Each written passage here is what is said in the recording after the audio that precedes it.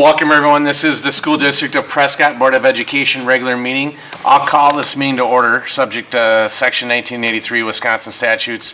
Our first item is the Pledge of Allegiance. Vicki, would you care to lead us, please?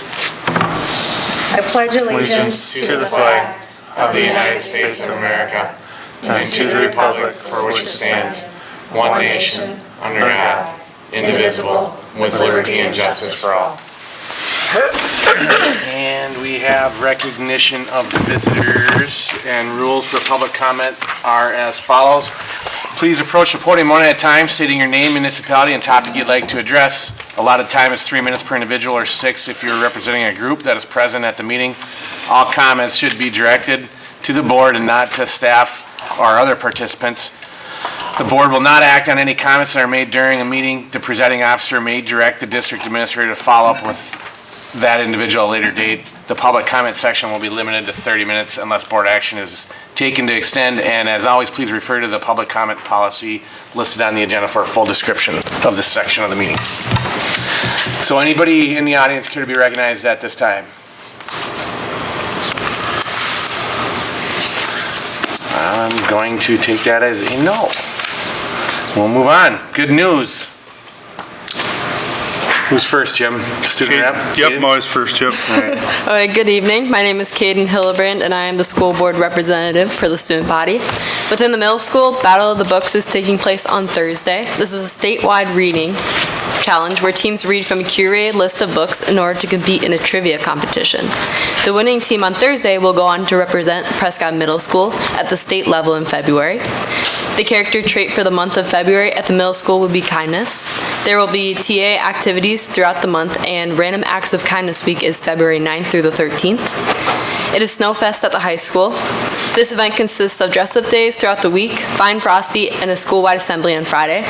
The speech team has their first competition this Saturday, and I would like to congratulate the Prescott dance team on qualifying for state for all 3 dances, pom, jazz, and hip-hop. Thank you. Thanks, Keaton. Next up is Sarah. Sarah.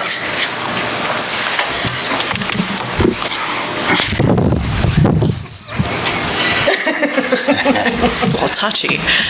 Sarah Dusek, Malone Elementary, but I'm also speaking on behalf of the entire admin team. I would like to invite Afton Apple up to the podium as well. They are our Good News Tonight. Cindy.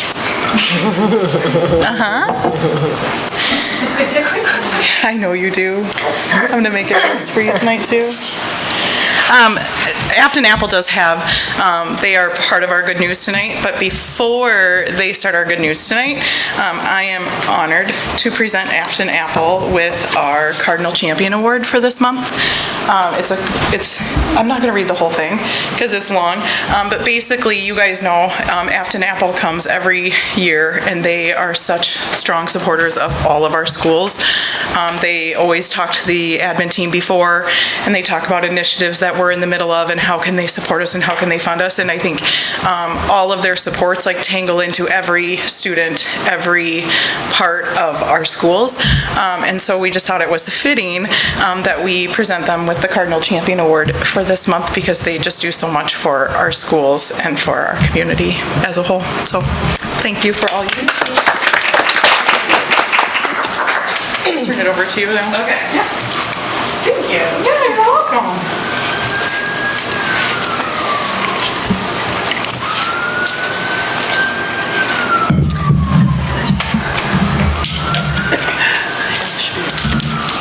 Everybody's excited.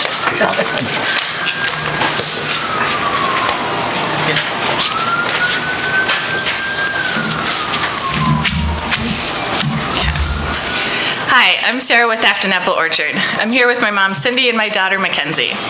Thanks for inviting us to the school board meeting tonight. Back in 1989, with no experience and no true plan, we took a leap of faith. We bought a rundown apple orchard, uprooted, and moved to the farm. Back then, the farm was really rough, with overgrown trees, rusty equipment, and a play area with a single battered tire swing. Since then, we've completely transformed the orchard into what it is today, over 250 acres with a variety of pick-your-own produce. We have diversified by adding a 15-acre corn maze, concessions, playground, special events, and expanding our educational tour program. Looking back at what the farm was like back then really makes us appreciate how far we've come with hard work, dedication, creativity, and resiliency. Not every idea has been a home run, but we wouldn't have learned that if we hadn't tried. Some people think farmers are always outstanding in their field, but there's a lot that goes in behind the scenes to get there. We've learned a lot over these past 37 years of being a family-owned and operated orchard. And one of the most important things is that an orchard doesn't succeed because of doing one thing well. It succeeds because many parts quietly support each other. Most of what makes an orchard successful happens long before anyone shows up to pick an apple. Customers generally only see the fruit at the peak of harvest, not the years of groundwork that goes into producing a decent harvest. Trees don't grow because they start off strong.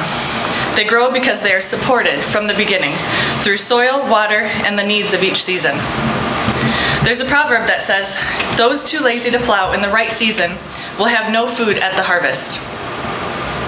The soil prep, pruning, irrigation, planning, none of it is glamorous, but it's all necessary. We've learned that we must be flexible and meet the needs of the plants on their own timeline. You can't rush a bloom. When we plant young trees, we use stakes to support them as they establish their roots. They're small, vulnerable, and need extra protection.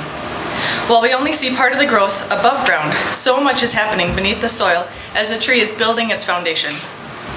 After years of proper nutrition and care, we remove the straps to allow the tree to stand on its own, grow its branches, and become even stronger. It could never reach its full potential without that early support. Kids need that same kind of support. They thrive when families, teachers, and their community encourage them, care for them, and believe in them. Their futures are shaped by the experiences they have along the way. When children receive unwavering support from some of the most influential people in their lives, they gain the confidence to be brave and independent, like cutting the protective straps off and allowing their own branches to spread. Students don't bloom at the same time, and each one needs something different to support their growth along the way. There can't be a one-size-fits-all rule when it comes to learning. Diverse approaches, supportive teachers, and the right tools help expand opportunities to help allow students to soar. With a solid foundation, they can do anything they set their minds to. It's essential to support and nurture the next generation, filling them with knowledge, strength, and confidence. Growth starts at the core. The impact we can have as a community during a student's school years is monumental. The most important work often happens quietly. Showing support doesn't have to be flashy.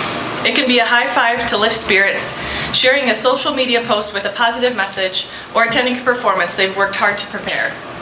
Simply showing up shows support, even when it's hard and even when it doesn't feel visible. Having a variety of tools to get the job done efficiently is very important. We've heard that baling twine turns every farmer into MacGyver, but we all know that too well that no single tool will get the job done. Although some might argue that a Leatherman comes pretty close. We checked in with the schools asking for ideas for new tools to enhance learning materials, and they shared thoughtful ideas on their wish list that would support students across the district. First, we're proud to support initiatives that offer alternative approaches to learning and encourage out-of-the-box thinking. The world needs more creative thinkers, and we must recognize that not all success, achievement, or progress can be measured in tangible ways. Amid all the fast-moving technology, we support the idea of building thinking classrooms, where studies have shown that movable, erasable vertical whiteboards can enhance creative thinking and increase student engagement, among other things. Therefore, we'd like to continue to develop building thinking classrooms at Prescott Intermediate with a contribution of $3,500. Secondly, the 4th and 5th grade teams have been limping along with some old technology in their classrooms. Only a few classrooms are outfitted with space-saving Chromebook charging stations, up-to-date document cameras, and movable wireless equipment. We'd like to help contribute to upgrading their equipment with a donation of $4,000. We've also talked in detail about the incredible impact of the One School, One Book program. I cannot say enough good things about this program. My current 5th grader had an absolute blast doing the extra activities the teachers provided and going on a field trip to the New Richmond Heritage Center. They taught kids about life in the olden days, long before cars and Chromebooks were invented. They toured historic buildings and had recess with no toys. To be clear, they were left to use their imaginations and play with the simple playground equipment from many years ago. From the sounds of it, they had so much fun that they wanted to have a longer recess with those new old toys after all. We'd love to see this program carry on and would love to continue sponsoring it with a donation of $2,000. Additionally, Malone Elementary also tailored the One School, One Book program to younger students this year, reading about Humphrey the Hamster. Students collaborated doing activities with students from other grades. My current first grader couldn't wait to share his excitement about having his very own copy of the book and keeping it forever. We can't wait to learn what book will be chosen next for this program, but we'd love to support it with a donation of $2,500. Also, they'd like to bring in a keynote speaker next fall with a message about being brave, one we believe that will make a meaningful impact on students. We'd like to make sure that happens by sponsoring that visit with $2,000. Finally, we understand that some families have gone through tough times and have encountered hardships. We know that sometimes students across the district need a little extra support outside of the classroom, whether it be purchasing new shoes, paying classroom fees, or helping offset the cost of school meals. We also would like to help contribute to the Angel Fund with a donation of $1,000. We have seen the hard work and dedication of this community and are so grateful to be part of it. We know that what we choose to support today helps shape the community we'll have tomorrow. We are proud to invest in students in our local community tonight with a check for $15,000. In the years the season went well, our Small Families Farm growth has allowed us to give more back. Through the past 9 years of fundraising efforts for Prescott schools alone, we have been able to donate over $92,000 to support the students of Prescott. Growth made possible by the support of strong roots and a community that shows up no matter what, season after season. Thank you, Prescott, for your continued support over the years. Through every season and lesson learned, community has always been at the core. We're so grateful to be the farm where memories are made.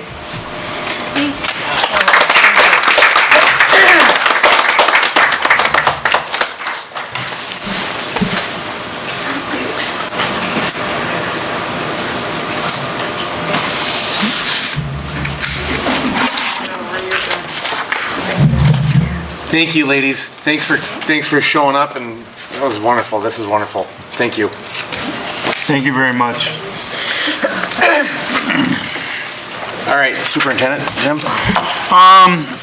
Well, with the Christmas break and everything, it's been kind of a quiet time, and we've been getting back to school. One thing we did have is we had a Simone Thomas, who is a Jamaican native and now a U.S. citizen, come and speak to us about a partnership where after the damage done by the hurricane there this summer, we're looking to form a school partnership, and we're going to work with her to pair up with a local school district on the north side of Jamaica, and our intermediate school student council and our high school student council are going to start a school supply drive for them so that they can get some of the things they need. Some of the stuff as simple as papers and pencils and uniforms and crayons and everything they need when you have a hurricane come through with 175-mile-an-hour winds that last 7 or 8 hours.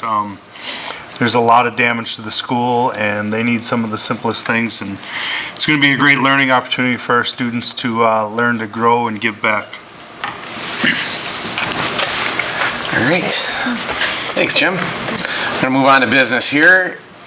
First item is the consent agenda. In the consent agenda, we have the December 17th, 2025 board minutes, finance reports, personnel report for non-licensed staff, 8th grade trip to Washington, D.C. and New York for June of 2027, the PHS-ICHSA trip to Chicago. Item 6 is the Bridging Brighter Smiles MOU for 26-27. And then item 7 is accepting a bunch of Neola School Board policy technical updates and changes for the, following board policies version 35.1 per district administrator's responsibility. And there's a slew of them there. And I think that's it. So that's the consent agenda. Does anybody have anything in the consent, any of the policies, anything that you want to pull out and talk about separately? All right, hearing no objections, I will adopt the consent agenda. Any objections? Oh, wait. I'm gonna stop there. I'm gonna pause, and we changed this a few months ago, my fault. So we need a motion to adopt the agenda as presented and to approve the consent agenda. I move to adopt the agenda and approve the consent agenda. That's the official motion. My words don't mean anything. Never do anyways, so that's the motion. I'll second. We have a motion and a second. All in favor? Aye. Opposed? That motion carries. Thank you. And that puts us to item B, consider the first reading of updated or new Neola school board policies for board consideration version 35.1. And Jim, I don't know, is there anything that you want to kind of call out here? How do you want to do this? A lot of these changes, again, are either done by law or updates. The ones that are really, Do you want to, no, Okay. I don't think so. Okay. The ones that are really kind of third grade advancement, reading promotion at-risk students. With the new Act 20 law, third grade reading promotion, if a student is found to be behind grade level in third grade, the state has put certain restriction upon us. We are recommending that the parents have as many rights as possible. Some of the other ones, student use of a motor vehicle is just a slight change to include snowmobiles and ATVs on school property, as well as golf carts by adults.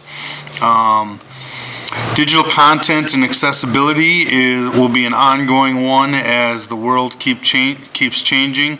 But Andy Holland and Josh Figge and myself sat down and looked at that one, and the artificial intelligence. Things are changing so fast, we are giving a lot of the control to the building principals and trying not to be restrictive. So if a new form of AI or a new type of digital content comes out, the parent or the principals can approve, all the third grade teachers coming and saying, oh my gosh, we really want to use this, but it's not in board policy. We give that right to the principal. Student fundraising and crowdfunding is very, very important to us.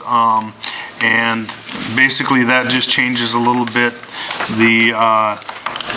how we source that and how that becomes district overseed money. And that's the vast majority of the ones that are not just simple legal changes that happen at the state level, and then we have to adopt our policy, change our policy to match them. We will have a second reading of these in February, so the board and the community has time to study them and make any suggestions or changes. Tanya, do you have any questions on any of these? I actually don't. I read through them. I didn't think there was anything too controversial, maybe, like anything that I really had questions on or anything. So I'll continue to read them and hear if there's any feedback from the community, but they were pretty basic ones. Okay. Vicki? So I guess my only question is the student use of motor vehicles.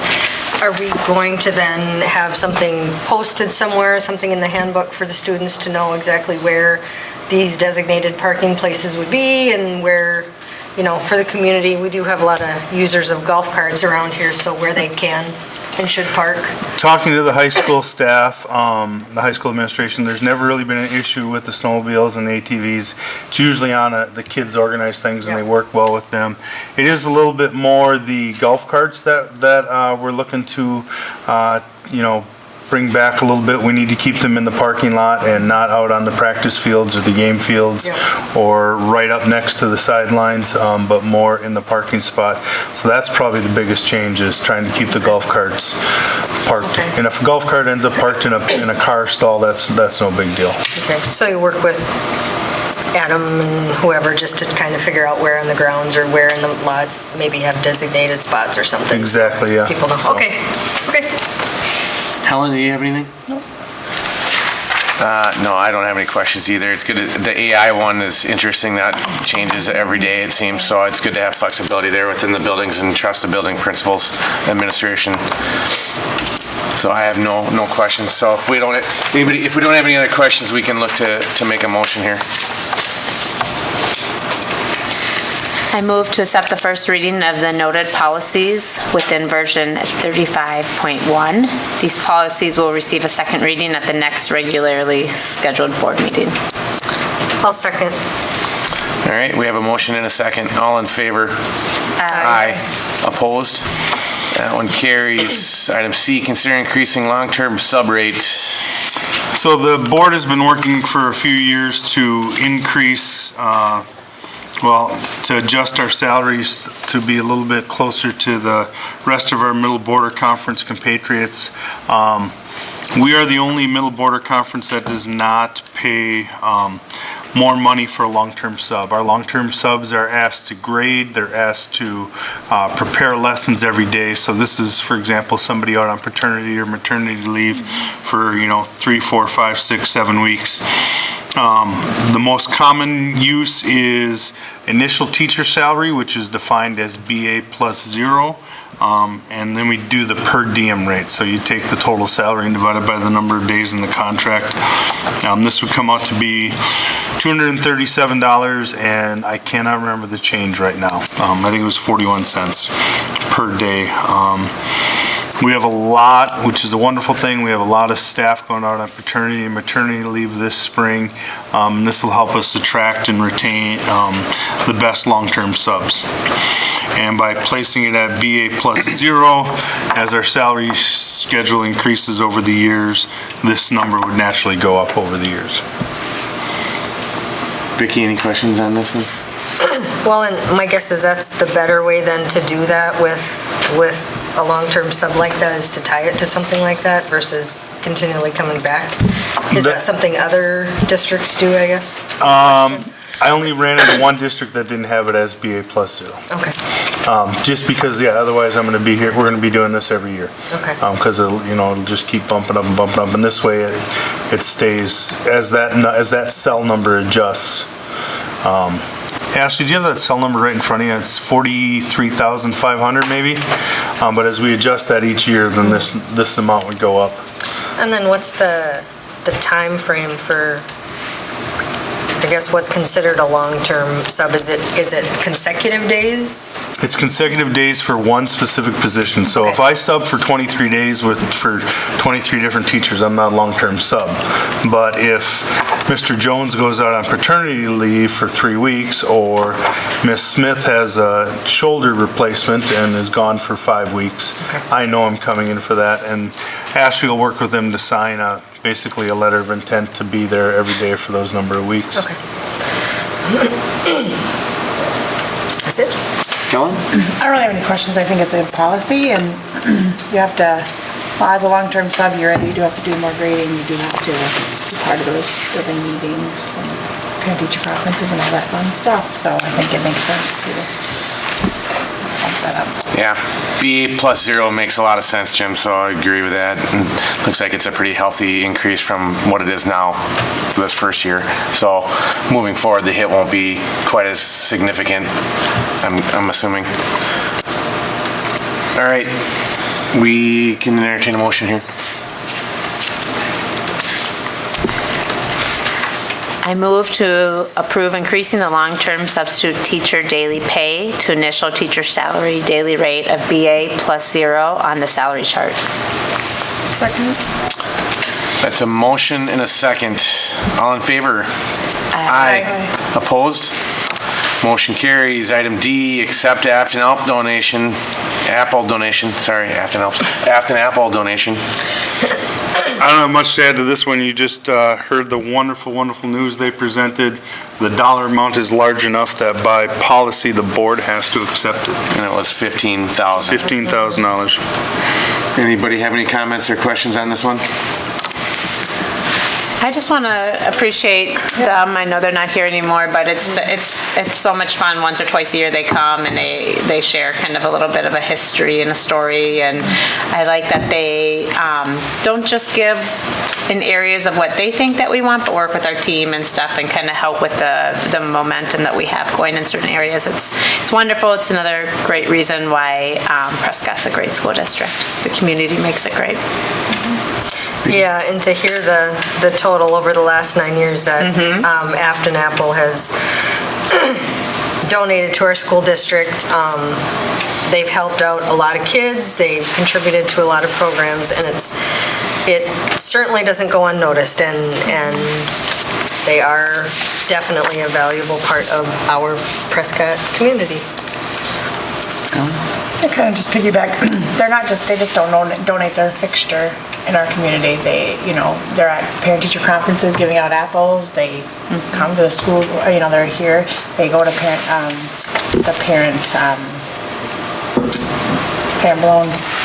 committee, I can't even talk right now, sorry. Oh, okay. But they're part of all those because I see them everywhere. So it's nice that, and then they do talk to our teachers and see truly what we need for students, and they're not just donating to donate, but they donate with purpose, and that's awesome. So thank you. Awesome. All right. We can take a motion on this one. I move to accept the Afton Apple donation in the amount of $15,000 to fund 21 gifts and grants. I'll second. All right, we have a motion and a second. All in favor? Aye. Opposed? Motion carries. Thank you, Afton Apple.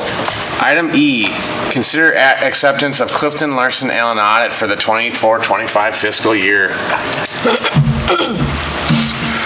So you also have a paper copy of this in your folders, just so you know. Second to last page. Good evening. Thank you for having me this evening. My name is Jonathan Sherwood. I'm a principal with Clifton Larson Allen. My role in the audit is I take full acceptance and responsibility of organizing field work and pulling together the 78-page audit report for you, and obviously coming to presentations such as this. So I want to thank everybody that we're involved with from an audit team. It goes beyond just the administrative team of the finance departments, but all the other various department heads, food service, community service, some of the special ed folks we get involved with as well. So it's a necessary evil to meet the requirements of both state and federal requirements. So even working through all the transition that Prescott had here through the last number of years, it's been very enjoyable to work with Prescott staff. They're very responsive to our requests, and it does make the process, as streamlined as possible. So very big thank you from our perspective to the district staff from that one. Before I jump into a lot of the, my full presentation here, I will try to keep my comments very high level, but if at any time anybody has any questions for me, I'm more than happy to stop along the way. I will be presenting on just the 2-page audit summary here, but I do have the full 78-page audit report, which I would be happy to read from cover to cover if you so choose. I'll spare you from that. So before I dive into some of the actual numbers here on your page 1 of the audit notation, essentially the only part of your audited financial statements that belongs, quote unquote, to CLA is the audit opinion. So that is an outside independent audit or opinion over the facts, the disclosures, figures that are enclosed in your audit report. So what we issue, it's known as an unmodified or a clean opinion, that's what the DPI requirement is. So we refer to it as a clean opinion because we're saying that all the information contained within the report is accurate and is able to be relied upon in order to make financial considerations or decisions. So from an internal perspective as well as from an outside agency, they can rely on your audited financial statements. So very happy to say that we're able to issue a clean opinion there. Also through our auditing report, we issue what's known as a management letter and as well as a governance communication letter. So in the management letter comments, there are 2 items that professional standards require us in presentations such as this to bring up to governance's attention. The first is known as limited segregations of duties. So these 2 findings are very, very common in basically all of my school districts that I'm involved in northwestern Wisconsin here. So none of these are red flags by any means. So limited segregations of duties just basically means that due to the size of our finance department, there's some mitigating, compensating controls that need to be in place. I usually spend a little bit more time on this one for governance, for school boards, because you are an integral part of that whole process. All the approvals, motions, and approvals that you do during meetings such as this over everything financial as well as board policy is a compensating control. So any additional clarity that you folks are asking for is very, very appreciated to hear when I'm sitting back here and just, following along agendas. So it's all great things to pay attention to as well. The other finding that we have issued over the audit report is what's known as material audit adjustments. So this basically means that if through the course of our audit work, we found some audit adjustments that were required to be made in order to pull together the full 78-page audit report. Had they not been made, then that might negatively impact somebody's decision-making ability over the financial statements. So it doesn't necessarily mean that there's a whole ton of journal entries that we need to make in terms of total number of overall audit adjustments. The scale and size of them could basically trip that up. And that's exactly what the case was here for this past audit year, was there was just essentially one entry specifically involved with the capital improvement, capital project fund, and had that entry not been made, it would have impacted potentially decision-making ability. So, also then through the course of our audit, we conduct what's known as a single audit or a compliance audit. So this year is a little bit different in the numbers that you see there because there's a federal single audit limit and then a state single audit limit in the state of Wisconsin. Federal single audit is just specifically over any federal dollars that come into the school district. Happy to report there that for fiscal year 25, we were actually underneath that federal audit limit.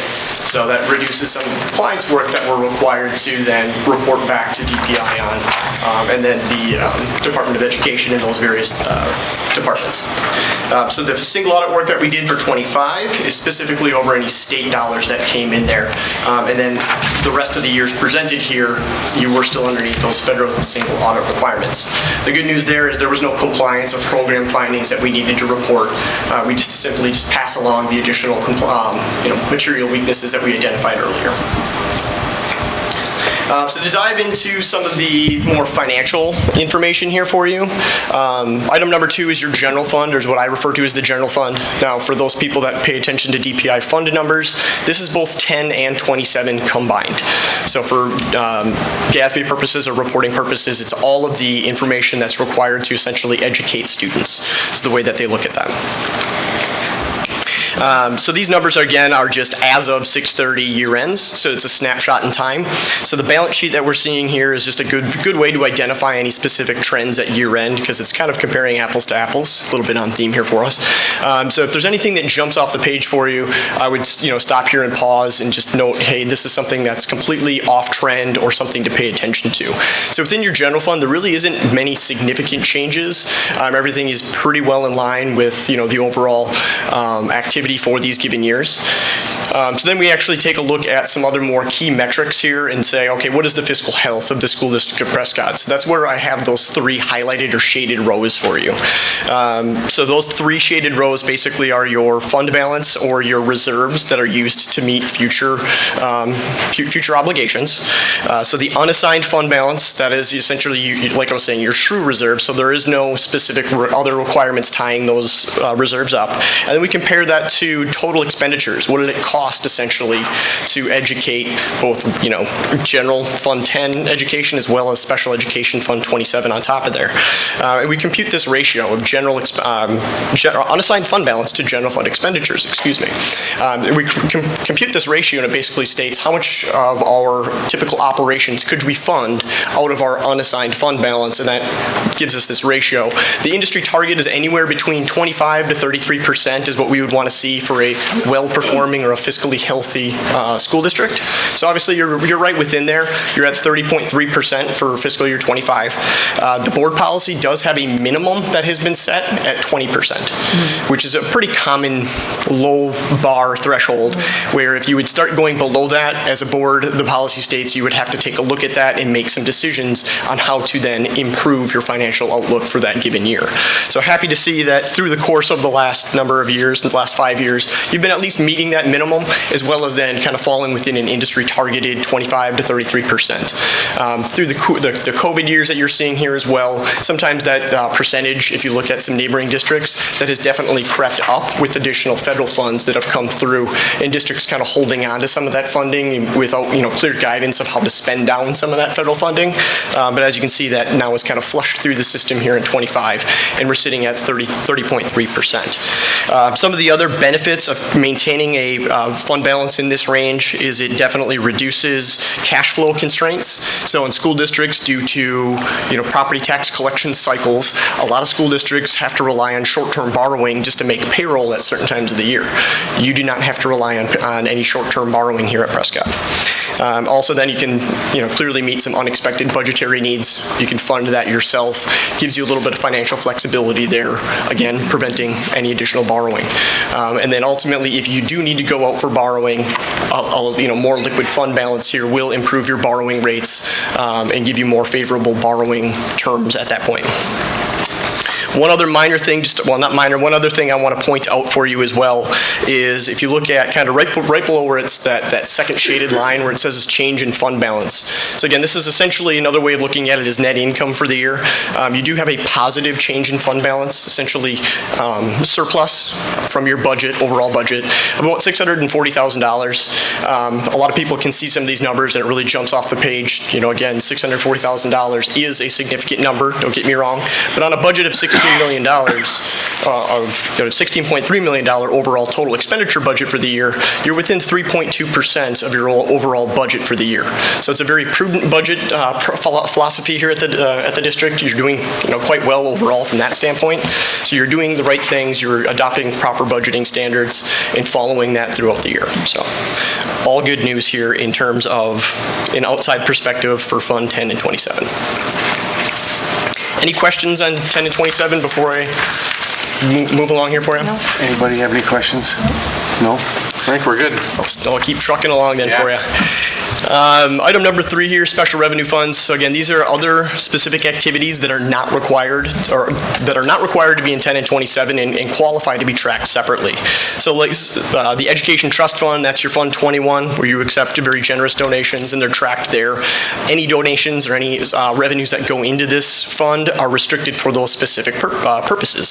So at the end of 25, you had $361,000 remaining that would be set aside and restricted for those spelled out donated purposes. One item to note here is your food service fund, which is Fund 50. You can see a negative trend here from 2022 through 2025. In 2025, you have a zero fund balance in Fund 50, and that's not by mistake or not like coming down to an exact dollar amount. DPI does not allow a negative fund balance to show up in Fund 50. So there was a $56,000 transfer from Fund 10 into Fund 50 in order to zero that out and be in compliance with DPI. So that is something that I'll point out to the governance here, just to keep an eye on your Fund 50 activities and say, take a look at, is it an expense side of the equation or is it a meal price side of the equation? I did note there was some non-capital, one-time type purchases there over the last number of years, but the vast majority of the operations of Fund 50 and those expenditures were food costs and what it costs to feed the student body. So keep that in mind. The other two funds here are the Community Education, Community Rec, or your Fund 80s is what they're basically known as. From an outside perspective, so long as these are breaking even or growing in some form or fashion, and they're not going to go negative, there really isn't much for me to comment on. It basically means that the expenditures are being covered by the fees to support those activities. Item number 4 is your debt service fund. So this is just a unique one with governmental accounting regulations. All of your principal and interest payments are required to be presented in its own separate standalone fund. The $575,000 at the end of 25 here is going to be restricted and used to meet future debt service obligations. During 25, you had $2.8 million in principal payments that were paid and just over $1 million in interest requirements that were paid during 2025. So obviously you're quite able to meet your required debt service obligations for each individual year. Item number 5, you do have 2 capital projects funds to report here. One is the capital projects fund that's supported by the debt and the referendum dating back to 2022. All of that activity is coming to an end and a wrap up here in fiscal year 26 because you still had some carryover there of $704,000, which obviously is part of the referendum plan. And then the other capital project fund is the long-term capital improvement fund, which that's set aside, required by DPI to have a specific plan in place and some requirements in terms of how long some of those funds need to sit there in order to become available for future need. Lastly here for you is the long-term debt obligations of the district. That's item number 6. So statutorily, you're limited to 10% of all the equalized value within the school district boundaries. And that's basically calculating out what your total debt service carry would be. You're at 24.4% of the overall statutory limit. So, from a school district perspective, you're never ever going to, approach the statutory limit of 100%. You'd be very unpopular politicians at that standpoint. So a very quote-unquote highly leveraged district that I normally see anywhere around that 50% mark, which clearly you kind of hit that overall limit there in 2022 when a new referendum hits. That's typically when you see that more highly leveraged situation. And then obviously as you pay off some of those bonds, the debt falls off and then you open up that borrowing capacity again. So in total, you do have 4 GO debts or general obligation debts out there.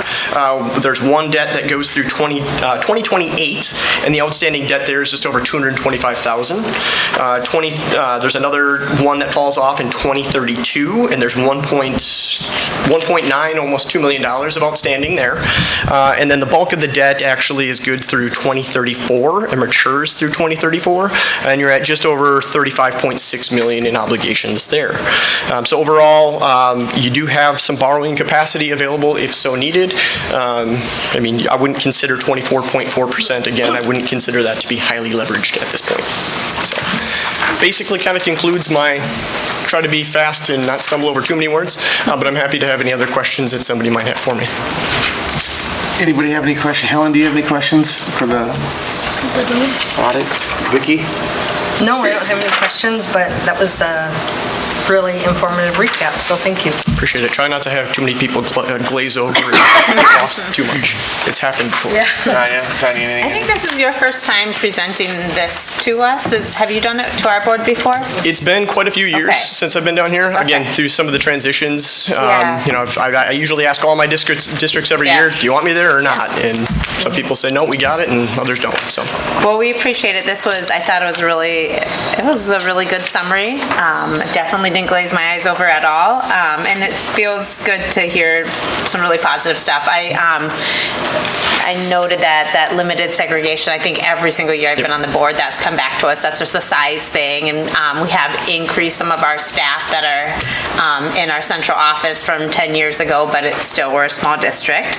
And then it seems like, and I heard you say that we're making some good decisions. We're at a healthy place, and we know that there's some carryover. We purposely had some carryover. I think it was like $640,000 from last year that we are saving towards salaries and all that kind of stuff for this year. So that was planned, and it's good to see that it's kind of lining up where we were hoping. So thank you. Maybe just one question or comment, I guess. Maybe it's a question, but like compared to other districts, how does Prescott kind of stack up in comparison to districts if you were to Sure. So, that? Yeah, I'm involved in a number. I would have to go back and double check exactly how many school district clients I have. Ballpark. Yeah. It's, within West Central and Central Wisconsin, our team does 40 plus. Yeah. So they're in all various capacities. Some are a little bit more cash-strapped than others.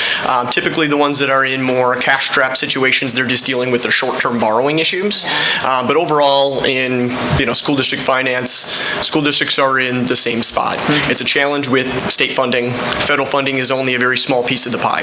So the state funding discussion at large is facing every community in the area. You're not unique in that standpoint. So everybody that is doing very, beneficial or very budget prudent policies, they're doing the best they can in terms of controlling the numbers that they have at their disposal.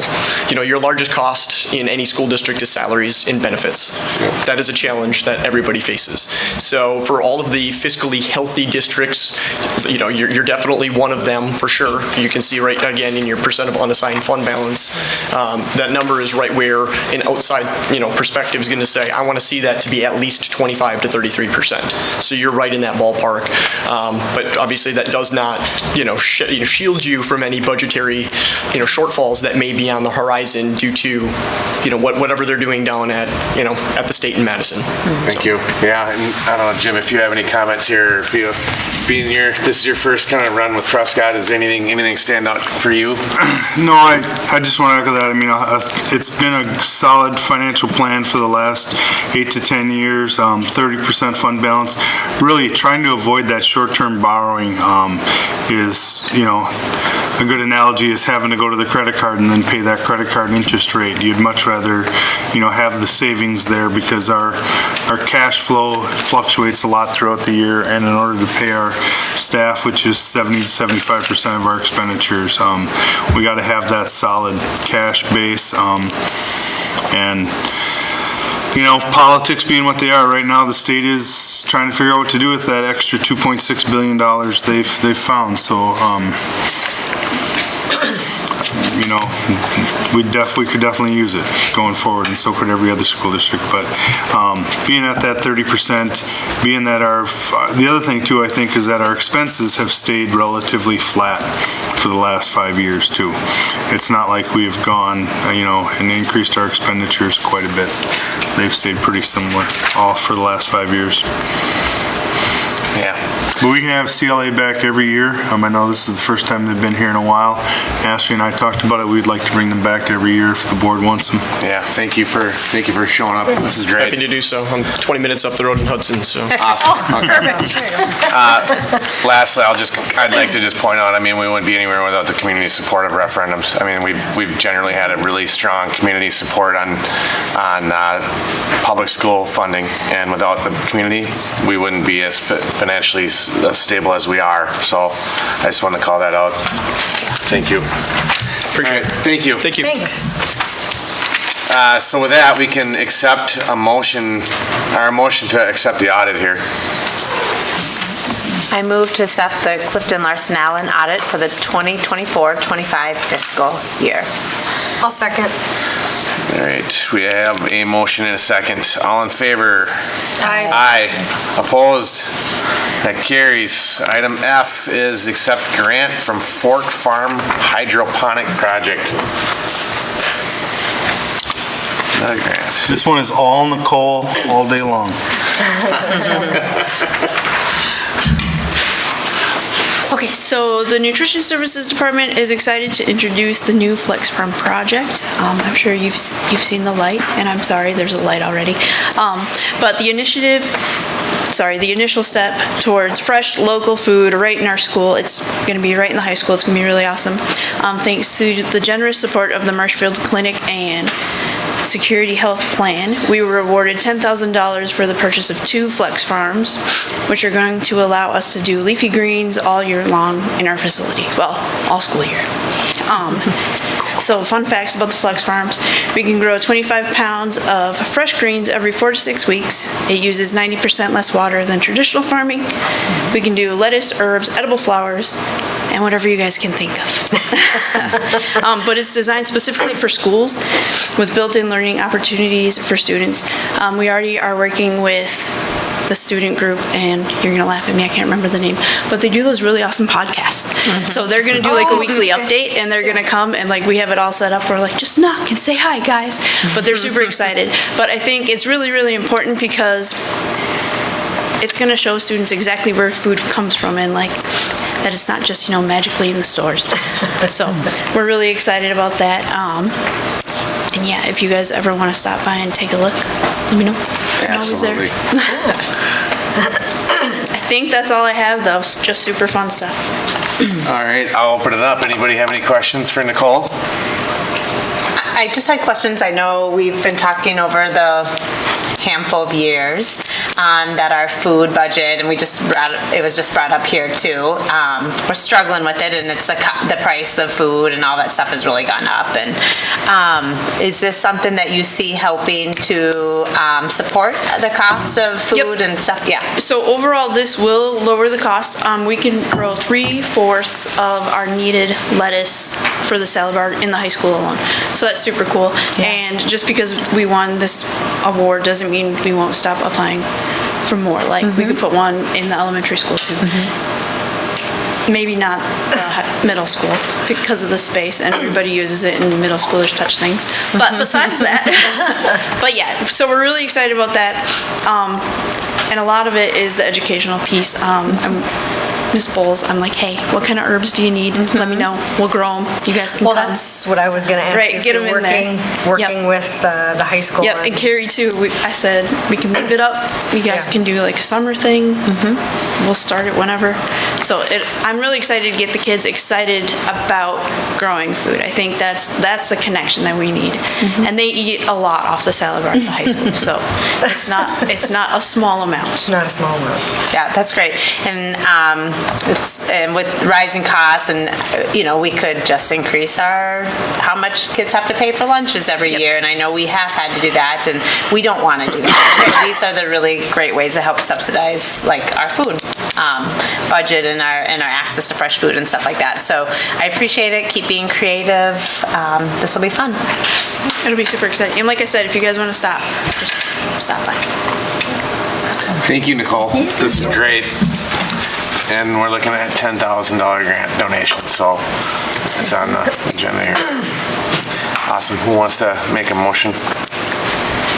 I move to approve accepting the $10,000 grant donation from Fork Farm Hydroponic Project. Second. All right, we have a motion and a second. All in favor? Aye. Opposed? That carries. Prescott School District is $25,000 richer tonight. It's an awesome night. Just like that. All right, we're gonna move on to item G, open enrollment program space determinations. This should work for you.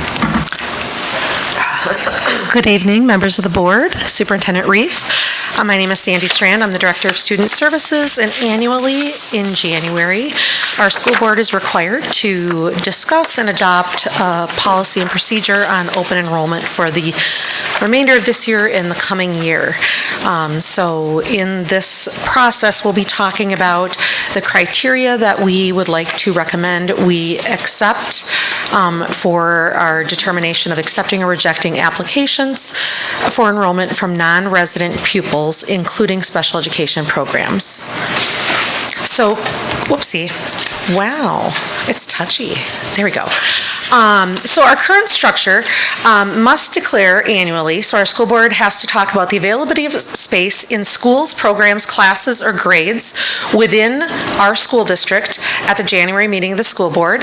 In determining the availability of space, our district must consider or may consider the criteria such as class size limits, pupil-teacher ratios, enrollment projections, and then we also must consider pupils and siblings of pupils who have applied under the open enrollment policy or alternative open enrollment policy that are already attending our school district. The administrative team has evaluated our class size capacity based on our building capacity analysis to determine recommended ideal class size totals. We simplified these slides. Last year they were a lot busier and it was kind of confusing. But based on the capacity in each of our classrooms, now again, this is the capacity that we would close for open enrollment. If our class sizes might go above the number you see on the screen, if we have move-ins or additional people that enroll within the Prescott School District boundary. But you can see on the screen that we have established, or we're recommending that we establish the following as our criteria for closing enrollment in K through 5. So right now, we're saying that we would recommend that the board state that we are open in all grades K through 5 with the the maximum of students per section being the numbers listed on the slide. 22 in kindergarten, 22 in first grade, 24 in second, 24 in third, 26 in fourth, and 26 in fifth. So if all sections at a grade level are at the maximum, that grade level would then be closed to open enrollment.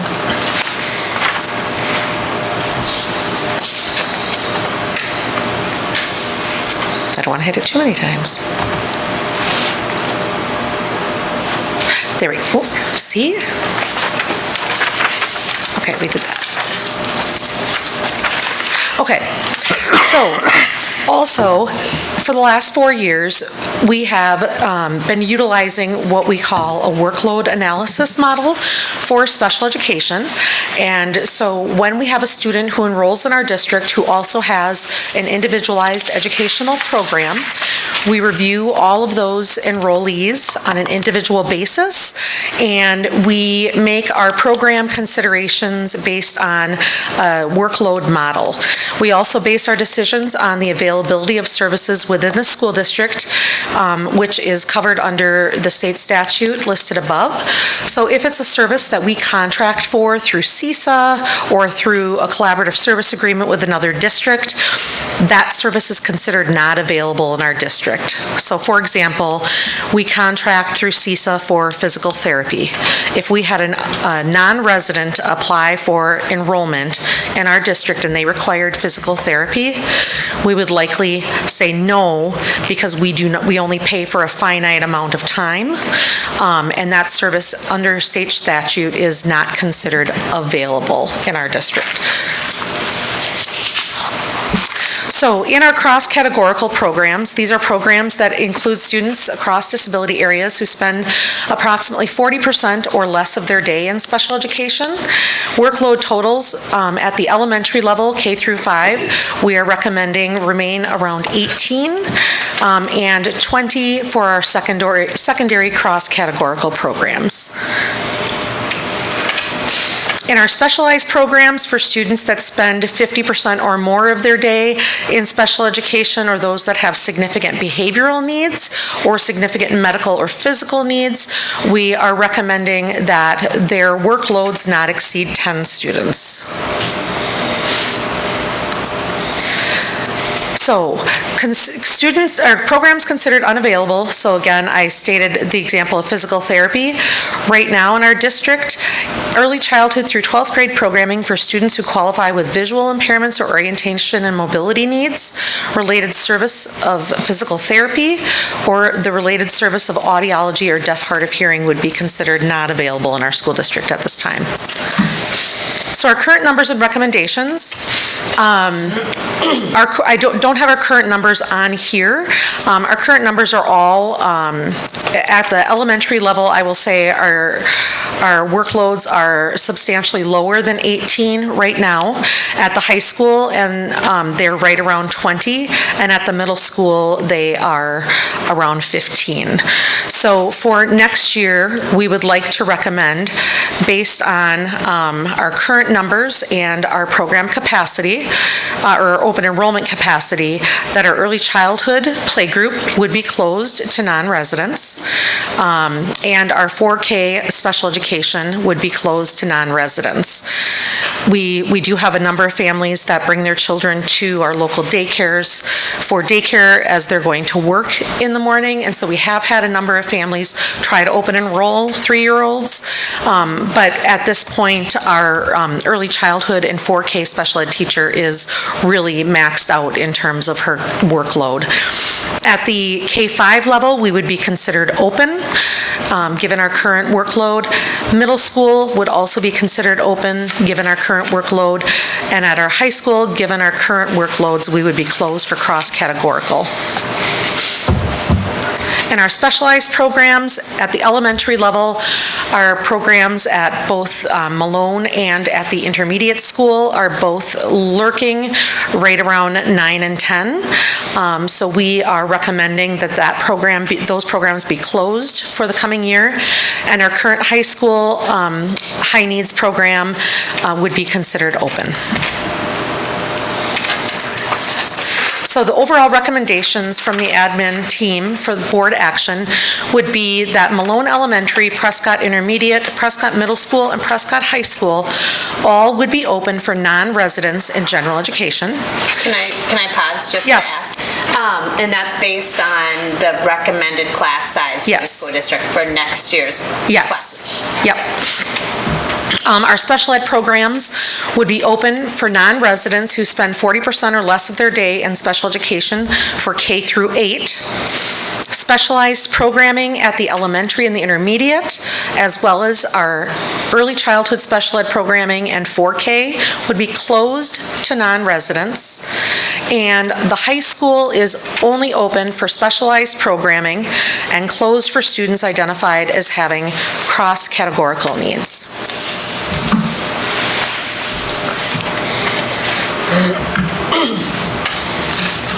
Any questions? Yeah, I don't know, Tanya, this is your wheelhouse here. Yeah, I don't necessarily think I have so many questions.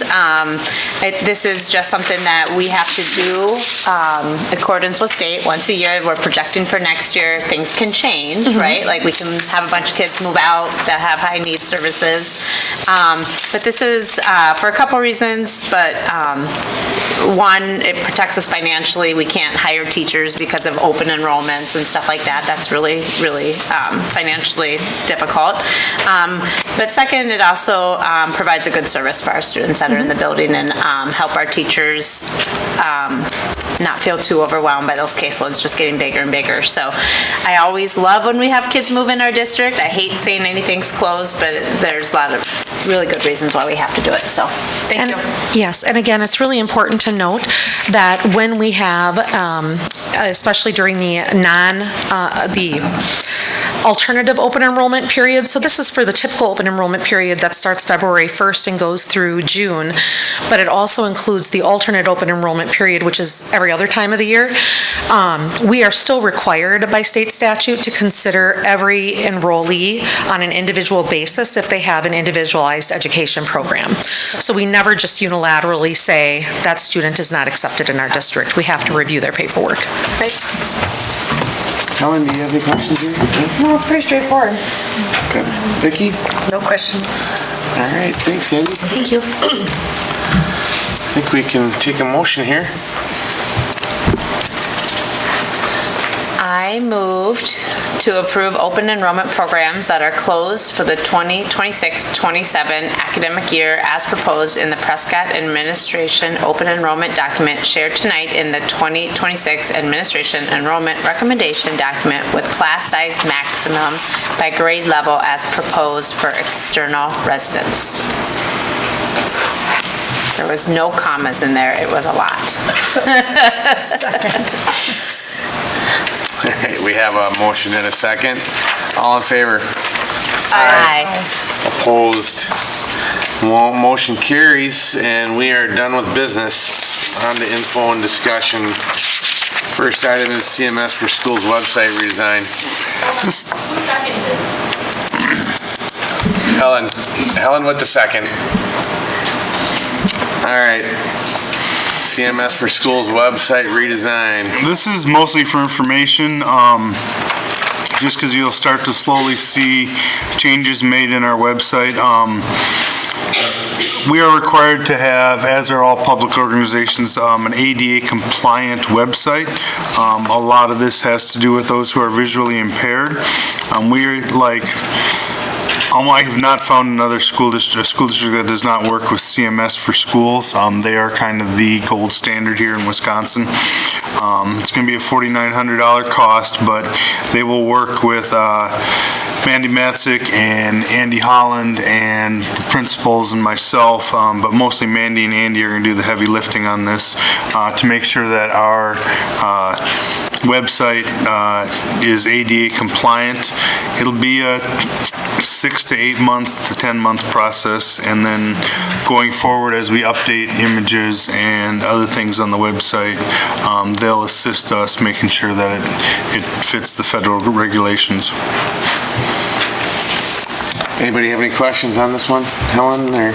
I don't have any questions, I just had a huge presentation on this today at school, so it's something that it does, when it's all laid out, it makes a lot of sense. And once it is laid out, it's easy to update and all that sort of stuff, but it's gonna be a heavy lift, for sure, but it's,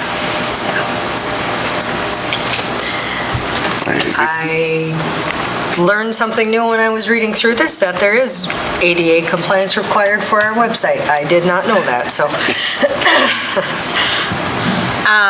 I wanted to comment that they were actually at the school board conference, so we had a chance to talk to our rep, who is going to be working with Mandy on the website design. I don't know if she's kind of the one running it, or she's the main one just kind of doing it, and she was ready to go, and it'll be exciting. I did want to ask, that 4,900, this is kind of a one-time kind of lift, and then from there, we'll be trained to know how to keep it up to date and stuff. Is that correct? Correct, yeah. This is a one-time lift. They'll be available for consultations as we need, but that is at cost. But it's mostly a one-time lift. We do obviously have to pay to have our website hosted, and all those costs are as normal, but this is separate. Great, thank you. All right. Thanks, Jim. We'll move on.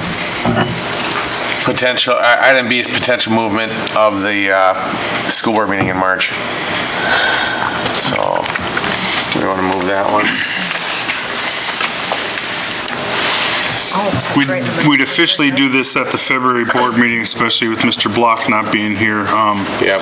But if we could start planning, hey, when's this going to work best for us? Sure. Okay. I mean, we don't need we're not making a motion here, but what would you prefer, the 11th or the 25th? And I'm asking you maybe first. Does it matter? It does not really matter. Ashley, do you have the 25th gives our finance department a little bit more time, but it's 55-45, 60-40, whether, So we can solidify it in February when Pat is back, and just try to keep the dates open. Yeah, I can do If you can keep. Anybody here have issues? I don't have any issues on the 11th or the 25th at the moment. 25th, but Okay. we could. Okay. So leaning towards the 11th then, maybe? Yeah. That's my birthday. It'll be so exciting to be with you all. What a birthday present. What a great present. You're We'll bring you welcome. cake. Yeah, I couldn't have asked for anything better. All right. Item C is the Chamber of Commerce Educator of the Year nominations. So I'm new in Prescott, as you know, so this one's, the winner has been chosen. We had 55 nominations from the community, staff members, students, parents. The deadline was January 9th. Of those 55 nominees, we were informed this afternoon that the Chamber of Commerce reached out to the winner, but they didn't tell me I could say it, so I'm gonna keep it to myself until they give me the go-ahead, because I'm not exactly sure how this works. But the annual dinner is February 11th. They've moved that off of the third Wednesday in the hopes that as many school board members, staff members would be able to attend as possible. So one of our own will be getting the Educator of the Year award that night. Should we is anybody planning, because we might have a quorum, so we'd have to post. I will be there, but I will be with my employer. There's a comedian that night too, by the way. Oh, very exciting. So if we, let's just make sure if we have more than 3, we gotta post it as a quorum, right? Okay. And we won't have another board meeting before that, so I'm already attending. Courtney, maybe it's worth an email just to shoot out to the board to see who's gonna be able to attend Because I that. know they want to RSVP at some point. Yep. It's possible, so can't we just put it out, and if we don't? Yeah, you can just list it as, you can state right now that there's a possible quorum on February 11th. Yeah. Awesome. Okay, great. Item D, report on school consolidation progress. So, we have been working mostly right now as an admin team. And as we go through this AI journey, I want to always put out there that, again, the initial information and all of this came up from me, and then I threw it into Gamma, and then I spent about an hour modifying it, but that's a whole lot better than me spending 5 hours building this presentation. So, well, we're looking at 4 stages. Stage 1, we're going to listen and plan. That's going to be till basically the end of this school year. Stage 2, a lot of administrative work over the summer, and then bringing the staff into it in September or October, where we're really going to build the schedules. Stage 3 is when we're going to start finalizing the details, October to January. For the high school teachers out there listening, we're going to try to get your part done by November or early December to make scheduling as easy as possible, because scheduling at the high school level is a little more challenging than it is at a 4th and 5th grade level. And then stage 4 is executing it and making it happen and answering all the questions we didn't think would even come up. So we've already started we had a listening session on Tuesday night at the middle school. The entire middle school certified staff was there Monday afternoon. A lot of good questions, went on for about an hour and 20 minutes. Mr. Igo and myself led it. Mr. Kozmowski and Sandy Strand were there, and we were able to answer a lot of questions, get a lot of discussion going. We have one scheduled next week for the intermediate school, and the week after that at the high school. Since Malone is not involved in the move, they chose not to sit with me for an hour and instead do work in the classroom, which I applaud them for. Also, what we're trying to really get done this spring is the academic programming. We need to have these collaborative decisions on what type of programming are we going to have for 4th, 5th, somewhat 6th and 7th. There's a possibility that we'll look at maybe what are we going to do with 6th and 7th as well, but is 4th and 5th going to be in the middle school model? Are they going to stay in the elementary model? Are we going to move to a junior high model? 8th grade, are they going to stay as a middle school standalone, some type of hybrid between that and the high school? How's that going to work out? And that is the big next lift, and we're going to gather as much information as possible. We're going to sit down as an administrative team. Obviously, Michael as the Director of Teaching and Learning and Sandy as the Student Services Director are going to have a big influence, but this decision will primarily be the principal's decision, but we will sit as a high-functioning administrative team and bounce ideas off each other and come to a consensus.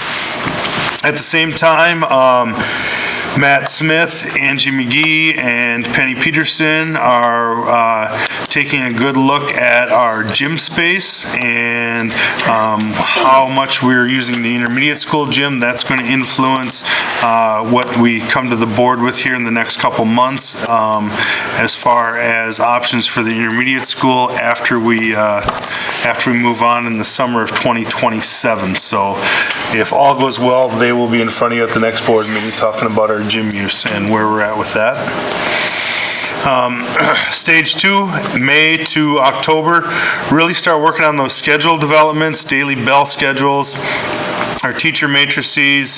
The big thing that everybody's asking about, and we don't have answers for yet because we haven't done the deep dive and the deep work, is how is the shared teachers going to change? Where are we going to look at is that. We're also going to look a little bit at our scope and sequence. There's been a conversation going on for several years about possibly moving around what our science teaching requirements are, and should we move physical science down to 8th grade? And if we do that, how is the move going to affect that? There's obviously going to have to be a year where we double teach something, but where is that going to work?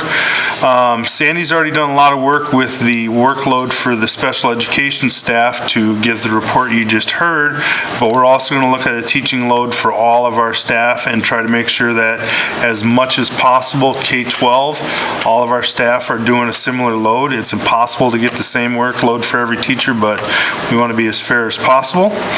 And then again, those cross-building assignments are a wild card that's going to come up quite a bit. I'll pause for questions at the end of stage 2. Helen, any questions on here? Keaton, anything? No. Yeah. Vicki? I don't think I have questions. I think it looks like you're looking for a lot of input, which is good, and starting that sooner than later. You guys are jumping on it right away, so no real questions right now. My only question is, are we doing any community engagement within these couple stages? I've already met with a couple of the homeowners right away around the intermediate school, and I'm meeting with them. And Penny's working on setting up, it's a little farther along, a meeting with the gathering space staff members. They formed a little committee of their own, and so we're booking the schedule in the next couple weeks to see where that goes. But yeah, we will probably do some type of community listening session as well. There'll also be other meetings that'll start happening at the principal level, where we start having the 8th grade meet with the high school staff, the 4th and 5th meet with the 6th and 7th. Even though it's a year out, those meetings will start happening directed by the principals. Okay, keep going, Tim. Okay. October to January, and again, I said we're going to try to get the high school done by December, because it really helps with the schedule for the next year. But finalize those schedules, lock in the building level schedules. Nicole will be involved in what we're doing with lunch periods. Start looking at staffing assignments. Start working with building and grounds to make sure we lock up what we're going to do once we close the intermediate school. How are we going to adjust our building and grounds work? And then we start looking, that's where I have the finalizing where this gathering space is going to be located. And then we start to assign classrooms and address individual teacher needs, and communication through the whole time. Share it with the staff, the families, the communities as we go along.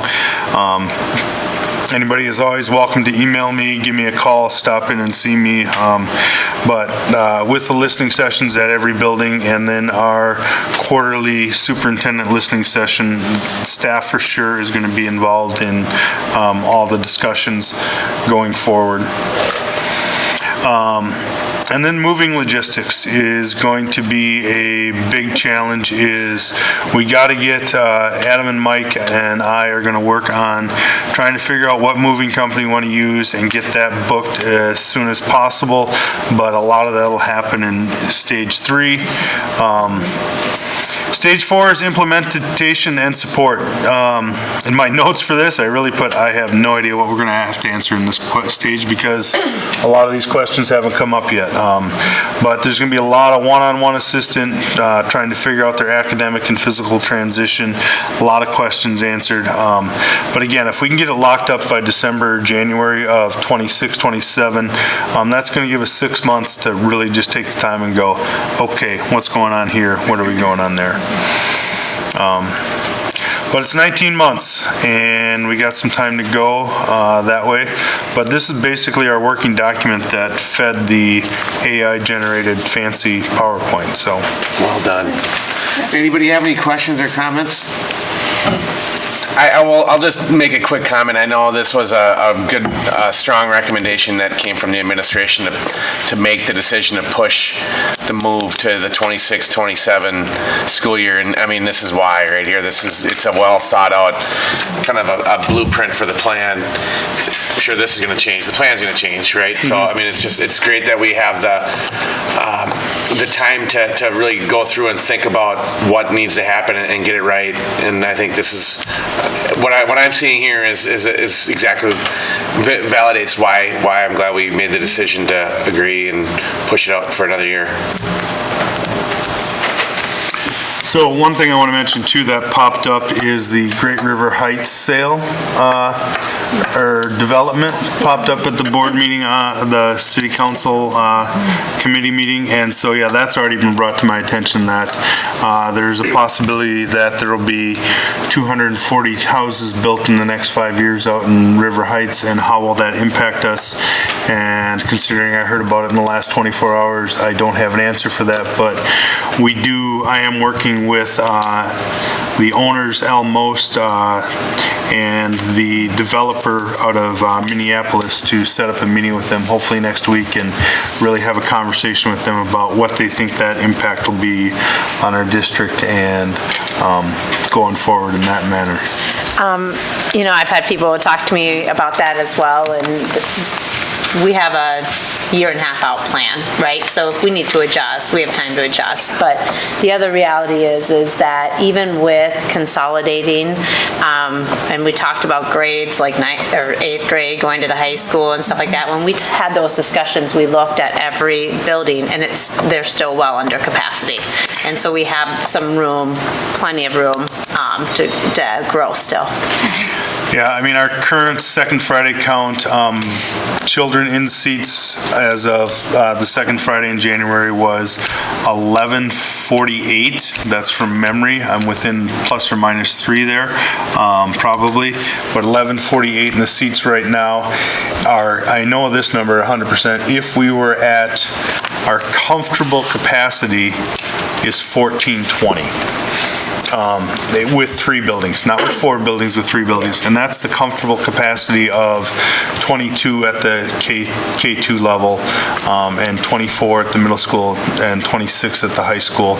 There's a lot of high schools out there with 35, 36. So 1420 gets us 26 kids in a classroom, which is small for the average high school.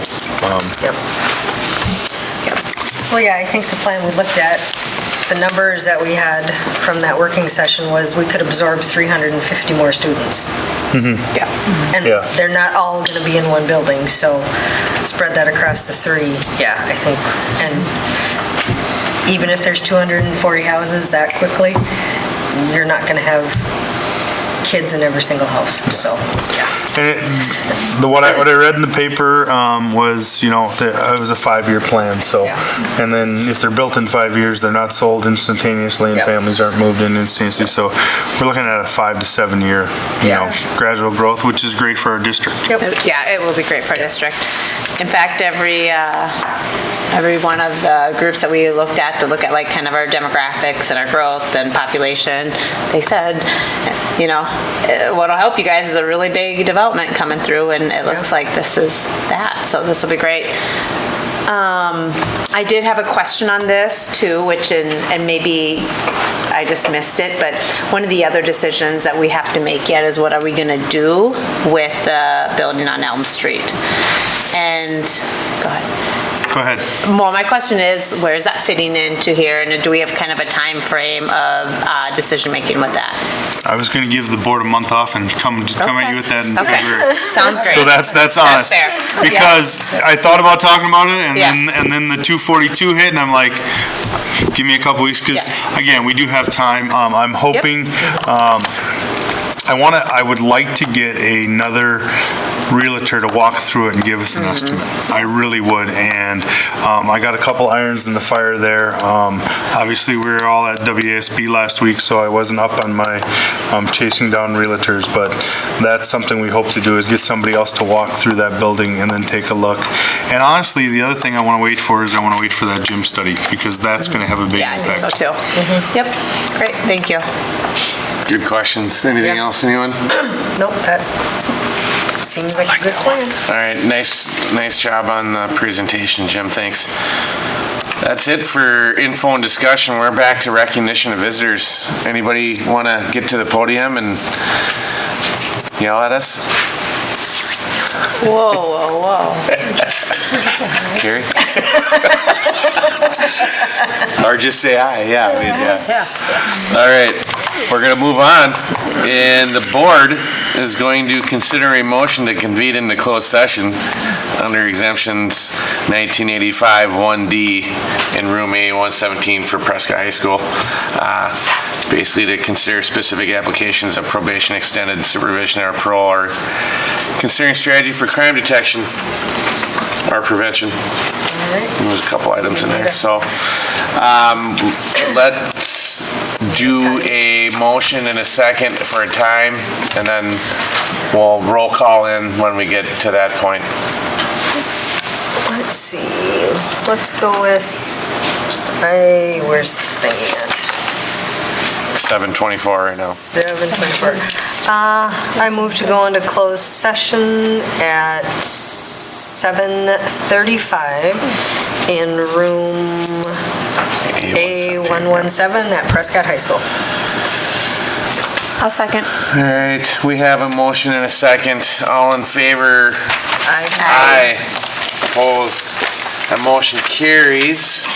And for the record, Jim, we're adjourning from closed back into open. Will we have any motions or actions? We will likely have one action, yes. So, okay, so we'll have an action item in open session in A117 with the door open. If anybody wants to stick around, we'll let folks know if you really want to stay around. Thank you, everyone. Have a good night.